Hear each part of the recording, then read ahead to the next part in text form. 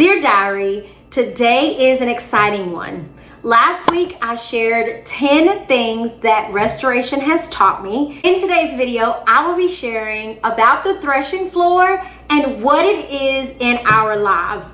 I'm super excited. It's going to be an illustration. Let's go ahead and jump right in. A threshing floor is where harvested grain is processed to separate the edible grain from husk. After threshing, the grain is tossed into the air and the wind blows away the lighter chaff, leaving the heavier edible grain behind. Spiritually, the threshing floor represents a place of purification, refining, separation, and transformation. It is where God separates what no longer serves us from what He intends to preserve, strengthen, and grow. There's two things mixed together.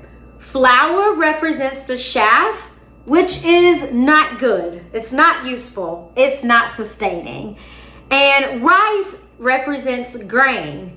It is good. It's nourishing. It's purposeful.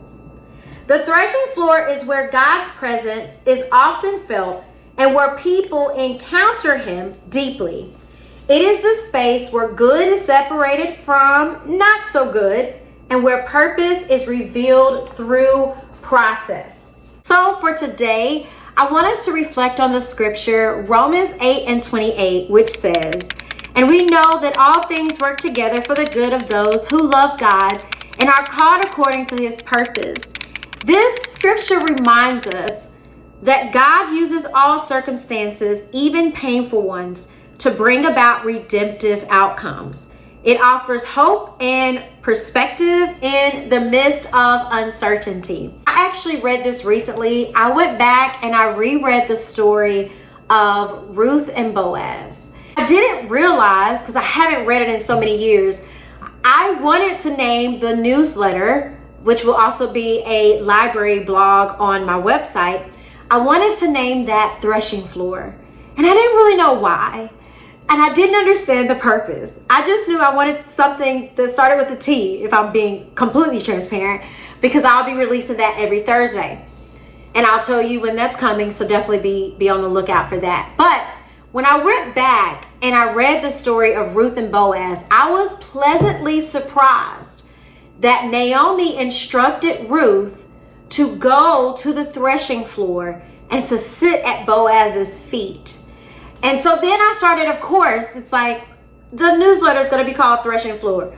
Ruth is instructed to sit at Boaz's feet at the threshing floor. What is the threshing floor? So I did a study and I was able to learn what the threshing floor symbolizes. That's where I was able to see that purification happens at the threshing floor.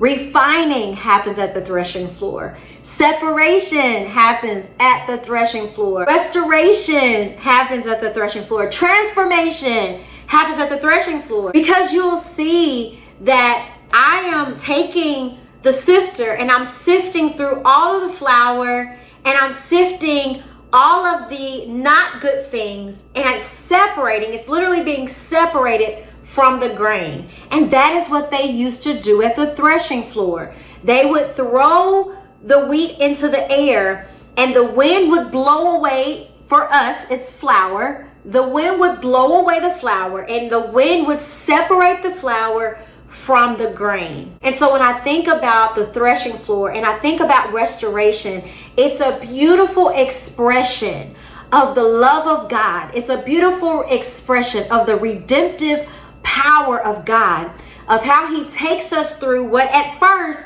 you can't even tell the difference between what's good and what's bad, which makes you think of Romans 8:28.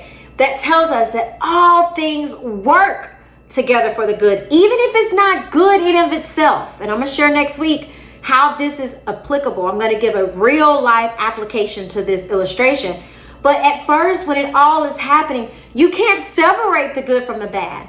But when you allow the shifting, when you allow the sifting, when you allow the shaking to happen, that's when all the not so good things fall and the good things remain, which is the grain or the rice for us. As always, it wouldn't be like us if we didn't pull out our journal and journal today. So I want you to journal one specific thing that God has restored in your life. I want you to put it in your journal.